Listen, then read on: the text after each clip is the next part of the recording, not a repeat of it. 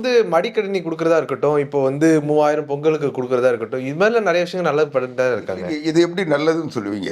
நீங்க மடிக்கணினி புரட்சித் தலைவி அம்மா கொண்டு வந்தாங்க. ஆண்டுதோறும் குடுத்துருக்கோம். அது +1, +2 படிக்கின்ற மாணவிகள் அந்த நிலையிலே குடுத்துருக்காங்க. கல்லூரிக்கு போன முதல் ஆண்டு மாணவர்களுக்கு குடுத்தாங்க. நீங்க சாவர காலத்துல சங்கரன் அவன் படிச்சுட்டு வெளிய வந்த பிறகு அவன் கணினி வச்சுட்டு என்ன பண்ணுவான்? நீங்க இப்போ கூட முதலாம் ஆண்டு மாணவர்களுக்கு கொடுத்தீங்கன்னா அவங்க படிப்பாங்க. படிக்கிறதுக்கு அது பயன்படும். அவங்க கல்விக்கினுடைய வளர்ச்சிக்கு தேவைப்படும். அவங்களுக்கு அவங்க கஷ்டப்பட்டு எப்படியோ வந்து படிச்சுட்டு வெளியே வர சொல்ல கையில் கொடுத்தோன்னா என்ன, அவங்களுக்கெல்லாம் ஓட்டு இருக்காது. இவங்களுக்கு ஓட்டு இருக்கு.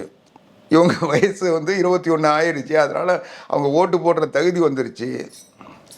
அவங்களுக்கு அந்த தகுதி வரல. அதனால் அவங்களுக்கு கொடுக்கல. இவங்க வந்து மாணவர்களுக்கு கொடுத்துருந்தா படிக்கிறவங்களுக்கு கொடுப்பாங்க. படித்து முடித்தவங்களுக்கு கொடுக்குறாங்கன்னா ஓட்டுக்காக கொடுக்குறாங்கன்னு தானே அர்த்தம்.